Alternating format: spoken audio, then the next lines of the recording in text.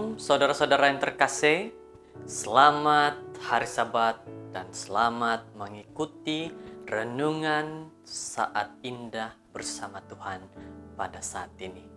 Puji syukur kepada Tuhan yang memberkati kita di dalam setiap pekerjaan yang sudah kita lakukan.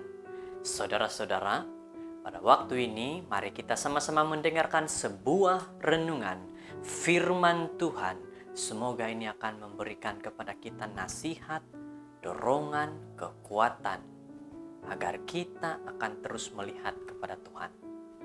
Pada saat ini, mari kita sama-sama berdoa. Ya Tuhan, Allah Bapa kami yang di syurga, terpujilah nama-Mu Tuhan, karena Engkaulah Allah yang memberkati dan melindungi kami dalam setiap aktiviti pekerjaan yang telah kami lakukan. Pada waktu ini Tuhan, kami bersuka cita karena kasih Tuhan nyata bagi kami. Kami akan mendengar firman-Mu, renungan yang telah disediakan. Berikan kami hikmat kebijaksanaan agar dapat menerima dan dapat memahami dengan baik. Terima kasih Tuhan, dalam nama Yesus kami berdoa. Amin.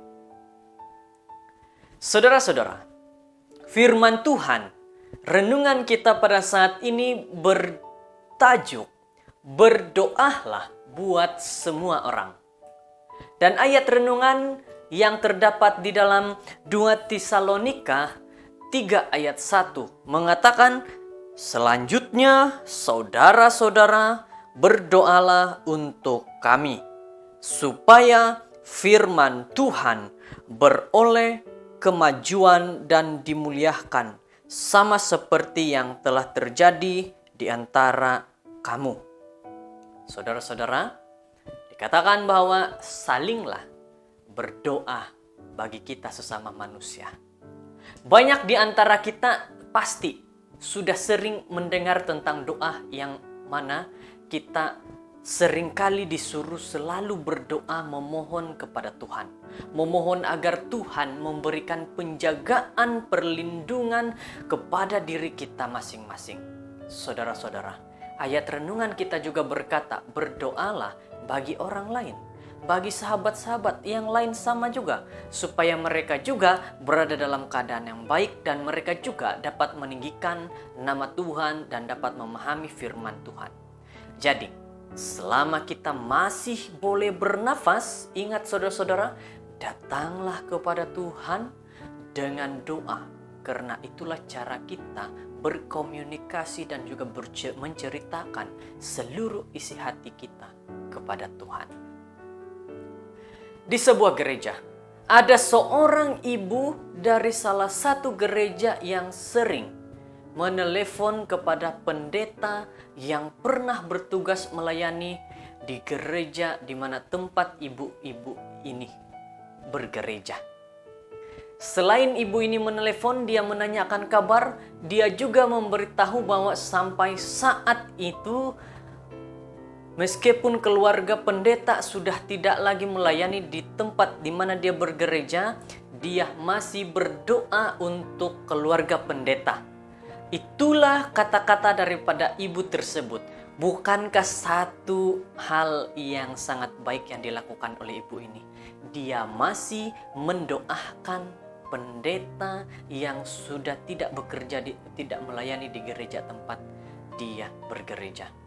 Ibu ini juga berkata dalam setiap doa dia tidak lupa berdoa untuk pendeta sekeluarga supaya diberkati dan diberikan kekuatan oleh Tuhan dalam pelayanan mereka.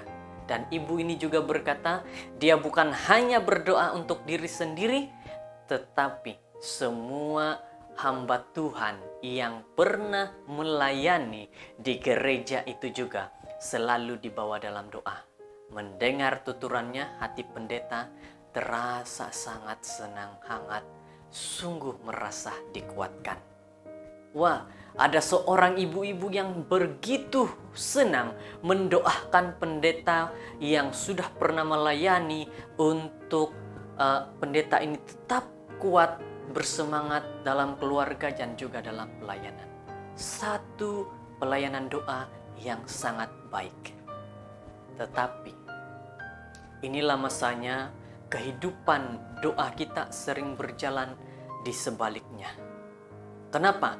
Kita kadang-kadang sibuk berdoa tanpa henti, sebenarnya untuk kepentingan diri sendiri. Kalau daripada cerita tadi, ibu itu berdoa untuk orang lain. Tetapi seringkali kita sebagai manusia, kita sebagai orang yang duduk dan berdiri saat ini, kita berdoa bukan untuk orang lain, tetapi lebih sering untuk diri sendiri dan kepentingan diri sendiri. Dan merasa kita ini seperti tidak punya waktu berdoa untuk orang lain. Untuk itu saudara-saudara, kita haruslah perlu menyimak permintaan khusus daripada Rasul Paulus. Apa yang dia katakan? Apa yang permintaan daripada Rasul Paulus kepada jemaat Tesalonika?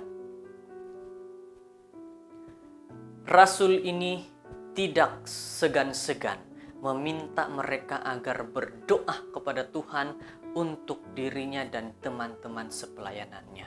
Secara tidak langsung, Paulus mendorong jemaat agar tidak hanya memiliki kepentingan diri sendiri, melainkan mengingat juga kepentingan orang lain. Nah, saudara-saudara yang terkasih dalam Tuhan Yesus, adakah saudara sudah berdoa untuk orang lain, untuk pendeta yang melayani di gereja saudara, ataupun yang melayani di kawasan saudara? Sudahkah saudara berdoa untuk mereka?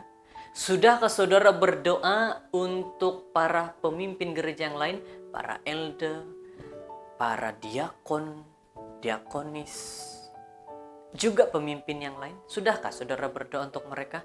Atau saudara tidak pernah satu kali pun berdoa untuk mereka?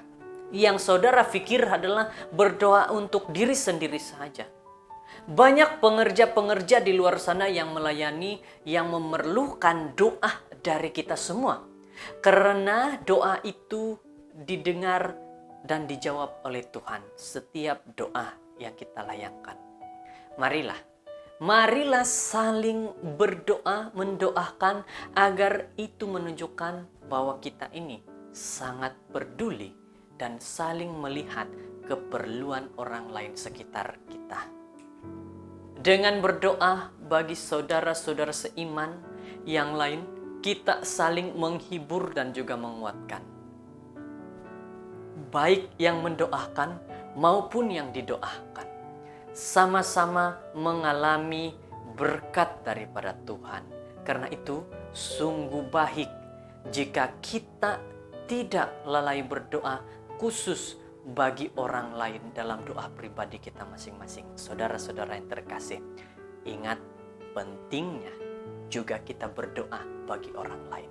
Bukan hanya untuk diri kita sendiri, tetapi juga untuk mereka di luar sana, mereka yang ada di luar sana, untuk kita doakan bersama-sama agar mereka merasakan pimpinan, penjagaan, perlindungan daripada Tuhan, dan mereka dikuatkan. Jadilah orang yang peduli akan orang lain. Jika kita tidak dapat menolong orang dari segi tenaga keuangan, bantulah dengan mendoakan kepada mereka. Apalagi kepada pendeta kamu, apalagi kepada pemimpin-pemimpin yang lain, doakan mereka. Mereka terkadang punya masalah sendiri. Doakan mereka agar mereka tetap kuat dalam melayani. Sebagai anggota, sebagai umat Tuhan, haruslah saling mendoakan. Mereka masih sangat memerlukan doa-doa daripada kita sebagai sahabat, saudara mereka dalam iman. Saudara-saudara, doakan mereka agar dalam melayani kepada semua anggota gereja, mereka dapat melakukan untuk kemuliaan Tuhan dan melakukan pelayanan mereka untuk memperlihatkan bahwa kasih Tuhan ada bagi mereka. Saudara-saudara yang terkasih, sebagai yang terakhir bagi kita, yang dimana kita disuruh untuk saling mendoakan, kita tidak selalu dapat menolong orang dengan tenaga ataupun keuangan dana. namun kita pasti dapat menolong orang di luar sana dengan doa kita. Ingat ini, kita akan dapat menolong orang bukan hanya melalui tenaga dan dana keuangan, tapi daripada doa kita. Semoga dengan firman Tuhan ini kita akan terus mendoakan bagi mereka yang di luar sana. Para pendeta berdoa untuk anggota-anggota gerejanya. Para anggota gereja berdoa bagi para pemimpin juga pada pendeta mereka. Semoga Tuhan memberkati kita semua. Shalom. Mari berdoa. Ya Tuhan, Allah Bapa kami yang di surga, terpujilah Engkau Tuhan, karena Engkaulah yang sudah melayakkan kami, menjaga kami dan melindungi kami, sehingga kami berada dalam keadaan yang baik.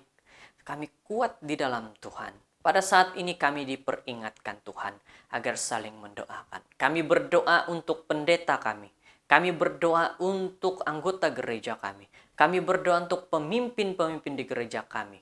Agar mereka semua Tuhan bersemangat tetap melayani kepada Tuhan. Juga kami berdoa kepada diri kami agar kami juga akan ingat untuk saling melayani, berdoa kepada orang-orang di luar sana.